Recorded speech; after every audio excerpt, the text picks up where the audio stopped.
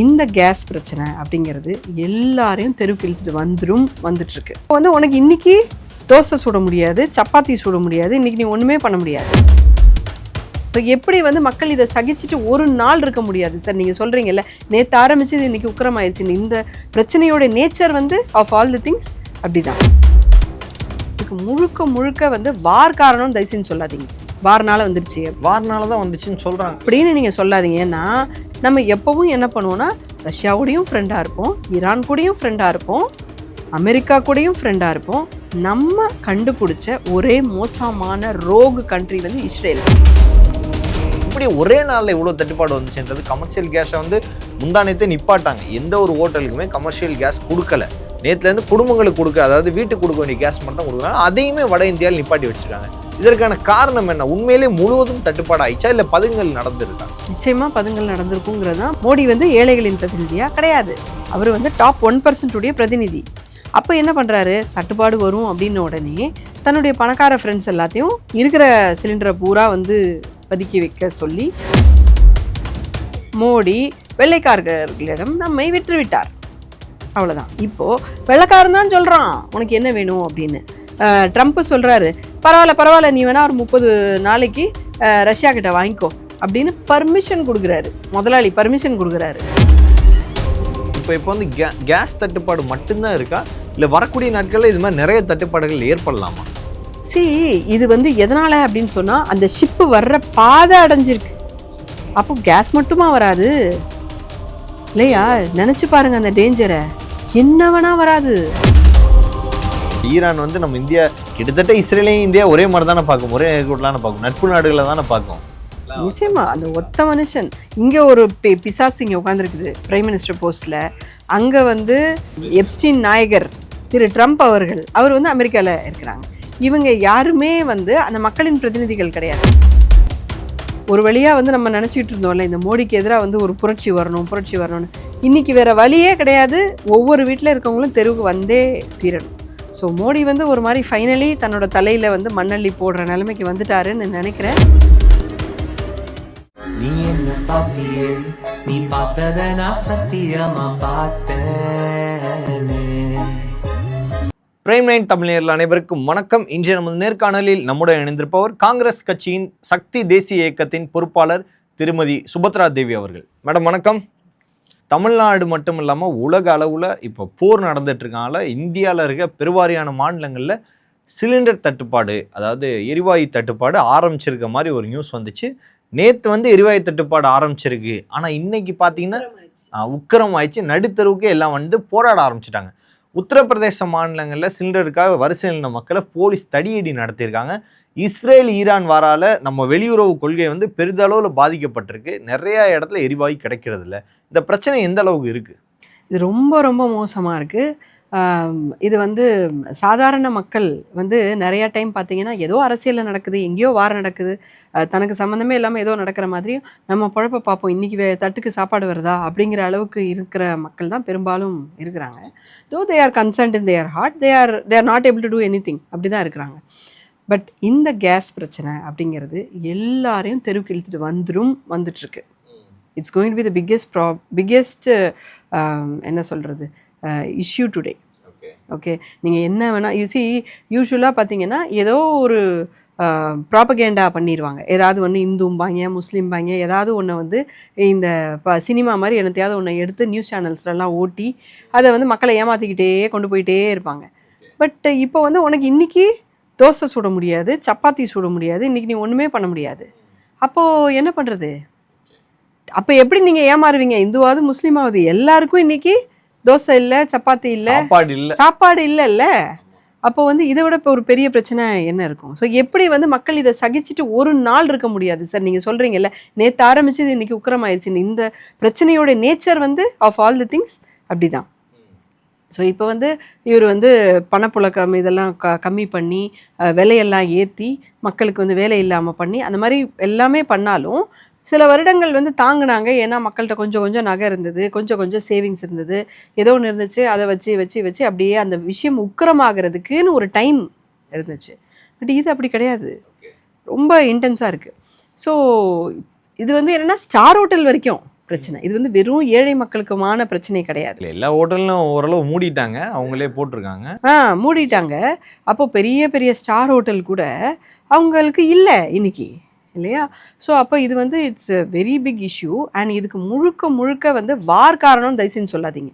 வார்னால வந்துருச்சு வார்னால தான் வந்துச்சுன்னு சொல்றாங்க அப்படின்னு நீங்க சொல்லாதீங்க. ஏன்னா இந்த 60-70 வருஷத்துல உலகம் 1000 வாரை பார்த்துருக்கு. நிறைய வார் நடந்துக்கிட்டு தான் சார் இருக்கு. இங்கிட்டும் அங்கிட்டும் வந்து நடந்துக்கிட்டே தான் இருக்கு.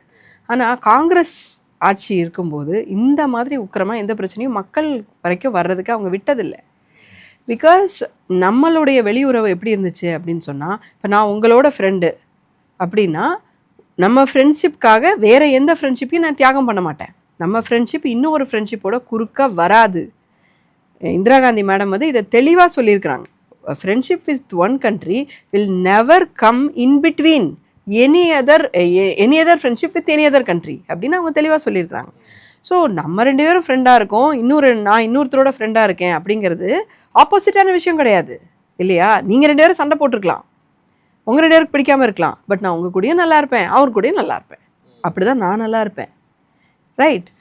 Over a period of time நீங்களுமே அப்படி தான் நல்லா இருப்பீங்க. நான் இப்போ சைடு எடுத்து மாற்றி மாற்றி அடிச்சுக்கிட்டு இருந்தேன்னு வச்சுக்கோங்க, 3 பேருமே நல்லா இருக்க மாட்டோம். ஸோ இதுதான் இந்தியாவுடைய அணிசாரா கொள்கை, ஓகேவா?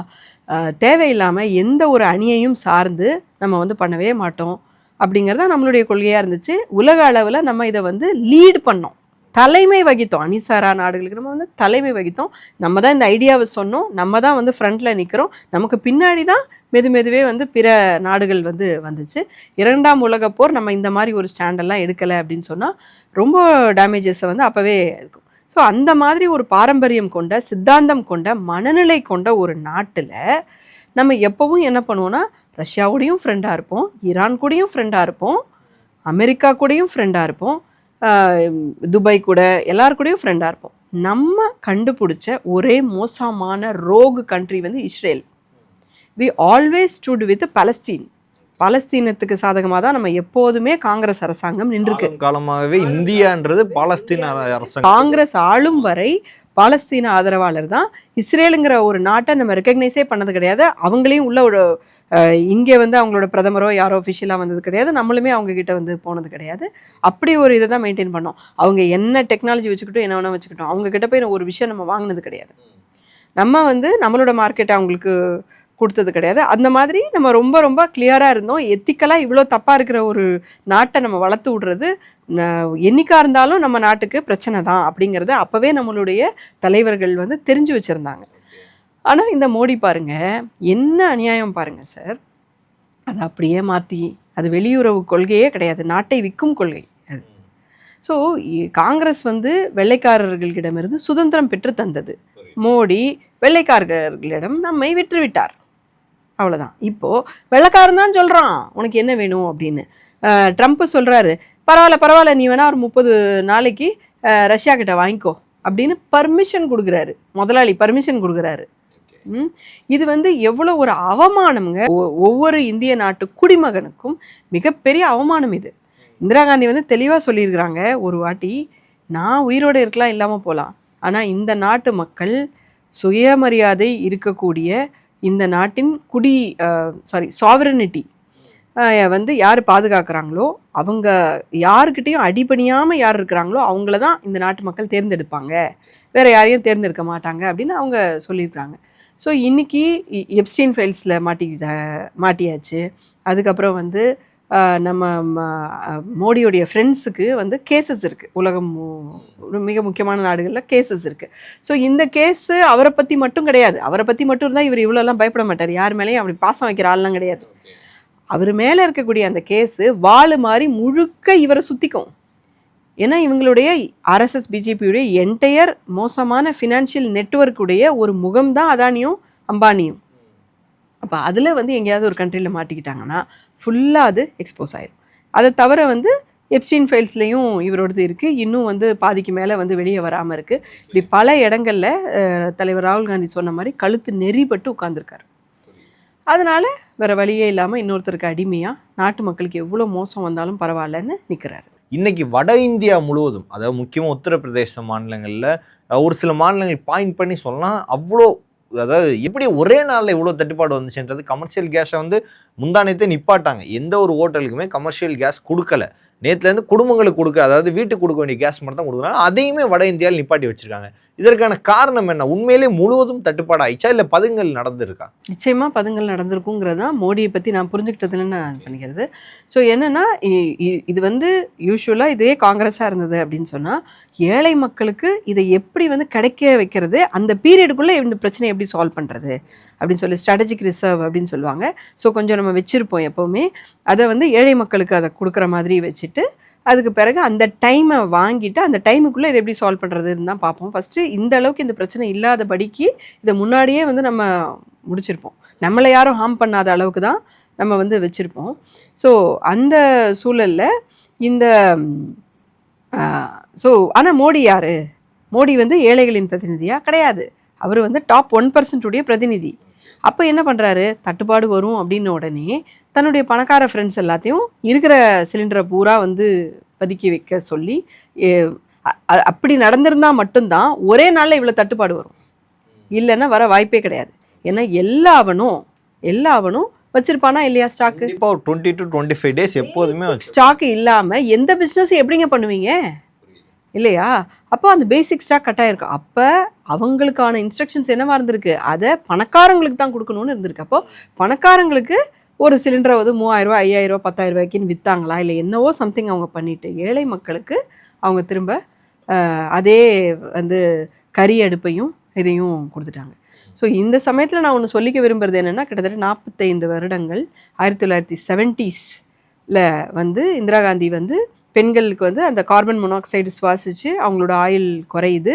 பிறகு வந்து கறியை வந்து தொலைக்க முடியல, கறியில் சமைக்கிறது எல்லாமே ரொம்ப டைம் ஆகுது. அவங்களால வந்து படிக்க முடியல, வேலைக்கு போக முடியல, வேறு எதுவுமே பண்ண முடியல அப்படிங்கிறதுனால அவங்க அதை கொண்டு வந்தாங்க. அன்னியில் இருந்து வந்து காங்கிரஸ் அரசாங்கம் இருக்கிற வரைக்கும் 2014 வரைக்கும், அதாவது 1970s 14 வரைக்கும் 45 வருஷம், ஒரு வருஷம் விடாமல், ஒரு மாதம் விடாமல் ஒவ்வொரு வீட்டுக்கும் பாதி சிலிண்டர் விலையை மானியமாக கொடுத்தது காங்கிரஸ் அரசு. என்னைக்காவது ஒரு நாள் ஃபுல் பேஜ் ஆடு போட்டு நாங்கள் இப்படிலாம் பண்ணோம் அப்படிலாம் பண்ணோன்னு சொன்னாங்களா காங்கிரஸ்? என்னைக்காவது சொன்னாங்களா? இந்திரா காந்தி மேம் ஃபோட்டோ போட்டு, மன்மோகன் சிங்கோ சோனியா காந்தி மேமோட ஃபோட்டோவோ போட்டு வந்தாங்க. ஒரு விளம்பரம் இல்லாமல் அவ்வளோ வந்து பண்ணாங்க. அதுக்கு நேர் ஆப்போசிட்டாக இவங்க எவ்வளோ மோசம் பண்ணியிருக்காங்க பாரு. விலையத்தான் ஏற்றி தொலைச்சேன் 10 வருஷத்துக்கு, அந்த எக்ஸ்ட்ரீம் விலையை கூட நான் கொடுக்குறேன் அப்படின்னு ரெடியாக இருக்கக்கூடிய ஒரு சூழலில் அதை கூட நீ கட் பண்ணிட்ட, கிடைக்காம, அதுவும் இவ்வளோ சடனாக கிடைக்காம வந்து பண்ணால் பெரிய பெரிய கமர்ஷியல். ஏன்னாங்க இன்றைக்கி 5 ஸ்டார் ஹோட்டலில் பிரச்சனைங்க. 5 ஸ்டார் ஹோட்டலில் அவங்க வந்து இது எலக்ட்ரிக் ஸ்டவ் இருக்கிறது மட்டும்தாங்க அவைலபிள் மெனுவில், இதெல்லாம் வந்து கேஸ் அடுப்பு யூஸ் பண்ணுறோம், மெனுவில் இதெல்லாம் கிடையாதுன்னு 5 ஸ்டார் ஹோட்டல்ஸில் சொல்கிறாங்க. காஃபியை கம்ப்ளீட்டாக நிப்பாட்டாங்க அப்படின்றதையும் சொன்னாங்க. டிவி தவிர டீ குடிக்க வழி இல்லாமல் பண்ணிட்டாரு. ஓகே, ஸோ இந்த மாதிரி நிறைய இது இருக்குது. வெளியுறவு கொள்கையில் நடக்கிற பிரச்சனைகள் காரணமாக, இல்லை மோடியின் தனிப்பட்ட கொள்கையை நடக்கிற பிரச்சனை காரணமாக நம்ம மற்ற நாடுகளில் தலைகுனியும் நிலைமை ஏற்படும். நிச்சயமாக மோடி அப்படிங்கிறதும் பாஜக இவங்களுடைய நேச்சர் தான் வந்து இது இப்படி ரிஃப்ளெக்ட் ஆகிருக்கு அப்படின்னு நினைக்கிறேன். இவங்க யார் எப்படிப்பட்டவங்க? சுதந்திரத்துக்காக பாடுபடாதவர்கள். இவங்க வந்து ஒரு 200 வருஷம் பிரிட்டிஷுக்கு சேவகம் செஞ்சு நம்முடைய மக்களையே வந்து பட்டினி சாவு, மிக மோசமான பட்டினி சாவுக்கு எடுத்துகிட்டு பிரிட்டிஷ் போகும்போது கூட நீங்கள் ஏதோ ஒன்று கூட பண்ணலாம். இப்போ கூட சில பேருக்கு ஹெல்ப் பண்ணுறதுக்கு, மோசமான ஆட்களுக்கு ஹெல்ப் பண்ணுறதுக்கு ஏதோ வயிற்று பொழப்புக்காக சில பேர் இருக்கிறாங்க. ஆனால் ஒரு அளவுக்கு மேலே அது எக்ஸ்ட்ரீமாக போகும்போது இல்லைங்க, நான் என்னை விட்டுருங்க அப்படின்னு சொல்லிட்டு எம்ப்ளாயீஸ் கூட வெளியே வர்றதை நம்ம கேள்விப்பட்டிருக்கோம். கடைசி வரைக்கும் வந்து பிரிட்டிஷ்க்கு எதிராக நம்ம போராடக்கூடாது அப்படின்னு சொல்லிக்கிட்டு இருந்தவங்க தான் இவங்க. அதுவும் எதுக்காக அப்படின்னு பார்த்தா, நீங்கள் இவர் எடுத்துக்கோங்களேன், சாவர்கருக்கு என்ன வந்துச்சுன்னு நினைக்கிறீங்க? அப்படி மண்டை நிறையா தங்கமாக கொண்டு வந்து தங்க மழை பெஞ்சாங்களா பிரிட்டிஷு? வெறும் 60 ரூபா பென்ஷனுங்க. அவர் என்ன கவர்மெண்ட்டில் வேலை பார்த்தாரா பென்ஷன் வர்றதுக்கு? எதுக்கு பென்ஷன் கொடுக்குது?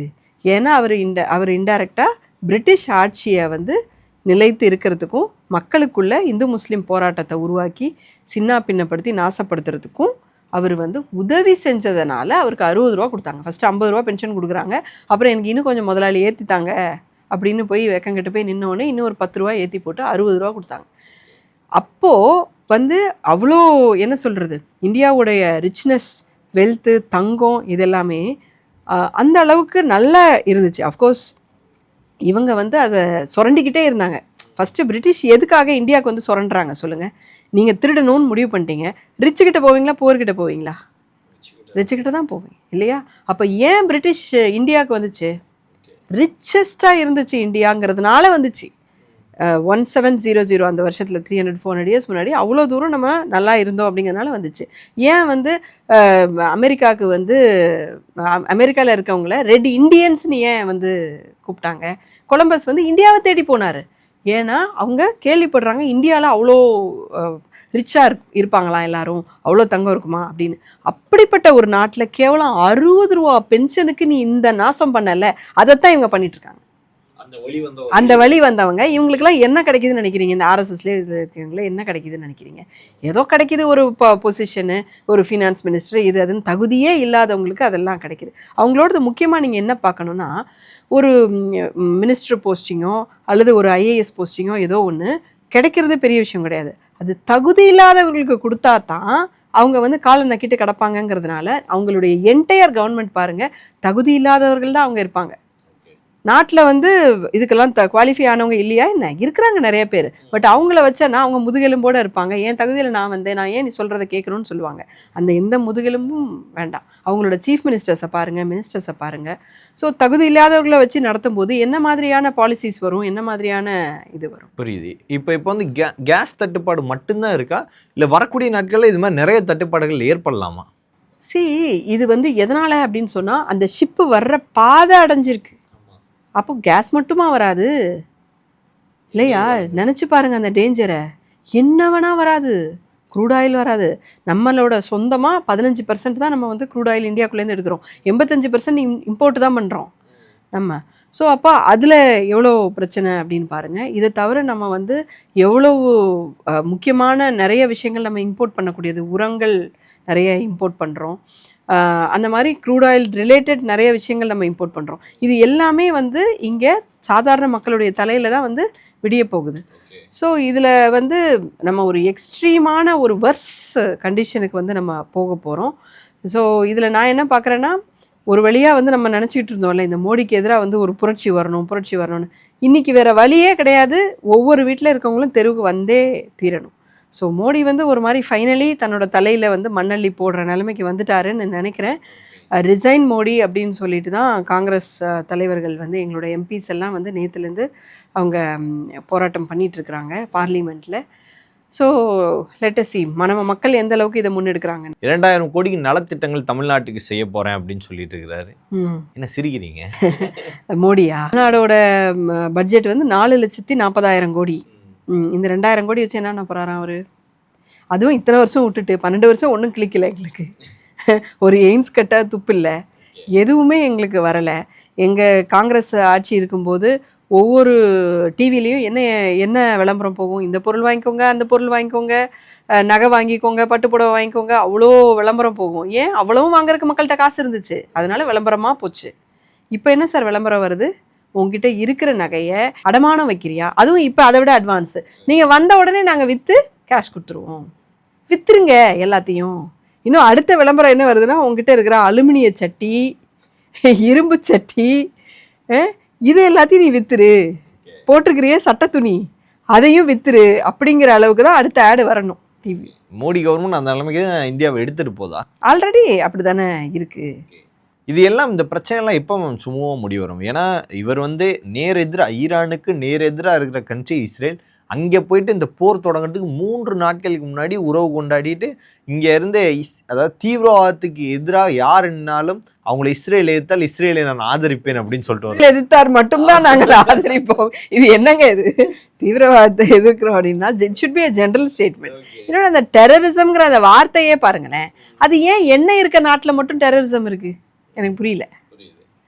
பயங்கரவாதம் நீங்கள் துப்பாக்கி எடுத்து ஒருத்தர் சுடுறீங்கன்னா 1008 நாட்டில் அது நடக்குது. அது ஏன் வந்து why do you call only the Islamic countries, யாருக்கிட்ட எண்ணெய் வளம் இருக்கோ அந்த நாடு இன்வால்வ் ஆனால் மட்டும் அதை டெரரிசம், அவங்க தான் தப்பு அப்படின்னு ஏன் நீங்கள் அதை பேர் வைக்கிறீங்க? தெரியல. திடீர்னு இஸ்ரேலுக்கு போய் அந்த 3 நாட்கள் முன்னாடி ஆதரவு கொடுத்துருக்காரு. அதனால நம்ம இந்தியாவுக்கும் அது மிகப்பெரிய அடியாக தான் இருக்குமா? ஈரான் வந்து நம்ம இந்தியா கிட்டத்தட்ட இஸ்ரேலையும் இந்தியா ஒரே மாதிரி தானே பார்க்கும், ஒரே நேர்கோட்டில் பார்க்கும், நட்பு நாடுகளை தானே பார்க்கும்.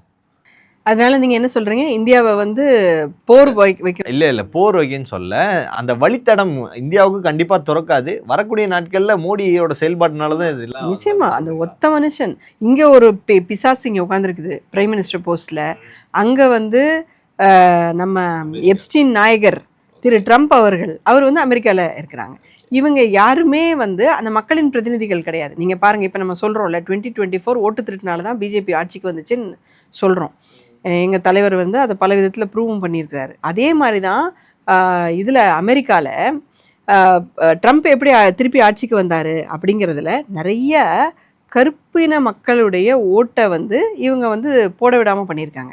ஃபார் எக்ஸாம்பிள், அங்கே தபால் ஓட்டு வந்து அலவுடு. இப்போ நமக்கு வந்து கவர்மெண்ட்டில் ஒர்க் பண்ணால் மட்டும்தான் தபால் அலவுடு. அவங்களுக்கு வந்து யார் வேணால் தபாலில் ஓட்டு போடலாம். அந்த இதில் இந்த கையெழுத்தெல்லாம் சரியில்லைன்னு சொல்லிட்டு இப்போ வந்து கருப்பின மக்கள் வாழக்கூடிய பகுதியிலேருந்து வரக்கூடியதை இவங்க வந்து ஓட்டாவே கன்சிடர் பண்ணலை. ஸோ எப்போவுமே பார்த்தீங்கன்னா சார், இந்த பாட்டம் அடித்தட்டில் இருக்கக்கூடிய 30-40% மக்கள் யாருக்கு ஓட்டு போடுறாங்களோ அந்த கட்சி தான் மனிதநேயமுள்ள கட்சியாக இருக்கும். ஏன் மீண்டும் மீண்டும் எத்தனை வாட்டி வந்து காங்கிரஸ் கவர்மெண்ட்டை டாப்பிள் பண்ணாலும் 2 வருஷம் 4 வருஷத்தில் திரும்ப காங்கிரஸ் கவர்மெண்ட் வந்துக்கிட்டே தான் இருக்கும். ஏன் அப்படின்னு சொன்னீங்கன்னா, அந்த அடித்தட்டு மக்கள் வந்து எப்போவுமே காங்கிரஸ்க்கு தான் வந்து ஓட்டு போட்டுக்கிட்டே இருந்தாங்க இந்தியாவுக்கு. ஸோ இப்போ இங்கேயும் பார்த்தீங்கன்னா இவங்களோட ஓட்டில் இப்போ எஸ்ஐஆரில் ரிமூவ் பண்ணதெல்லாம் யார் ஓட்டுன்னு நினைக்கிறீங்க? இஸ்லாமியர்கள் ஓட்டு மட்டும் கிடையாது, தலித் மக்களுடைய ஓட்டு, ஏழை மக்களுடைய ஓட்டு, இஸ்லாம் மக்களுடைய ஓட்டு, பெண்களுடைய ஓட்டு இல்லையா?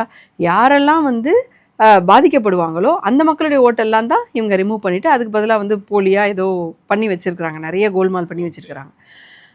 ஸோ ட்ரம்ப்புமே அந்த மாதிரி ஒரு ஓட் டிஃப்ரென்ஸில் தான் அவர் தோற்றுருக்கிறாரு, ஜெயிச்சிருக்கிறாரு. அந்த இது பார்த்திங்கன்னா அவங்க நிறைய கருப்பின மக்களுடைய ஓட்டை வந்து அவங்க விழவிடாமல் பண்ணியிருக்கிறாங்க அப்படிங்கிறது நிறைய அங்கே இருக்கக்கூடிய ஆக்டிவிஸ்ட்ஸ். ஓட்டு திருட்டின் மூலமாக தான் இந்த ஆட்சியே நடக்குதுன்னு சொல்கிறீங்க. நடக்குது, நம்ம ஆட்சி நடக்குது. அங்கே நேத்தன்யாஹூ இஸ்ரேலில் இருக்கிறார், அங்கே கூட அந்த மக்கள் கூட வந்து அவங்க பிரைம் மினிஸ்டருக்கு எதிராக போராட்டம் அங்கங்கே பண்ண தான் செய்கிறாங்க. ஒரு பெரிய அளவில் இல்லைன்னா கூட அங்கே கூட பண்ணுறாங்க. அட்லீஸ்ட் வந்து ஜூஸ் வேறு இடங்களில் வேறு கண்ட்ரீஸில் இருக்கிறவங்களாவது நேத்தன்யாவுக்கு எதிராக பண்ணுறது அந்த மாதிரிலாம் இருந்துகிட்டே இருக்காங்க. மக்களால் தேர்ந்தெடுக்கக்கூடிய ஆட்சியாளர்கள் எப்போதுமே வந்து இவ்வளவு தூரம் மக்களுக்கு எதிராக மக்களை கஷ்டப்படுத்தவே மாட்டாங்க.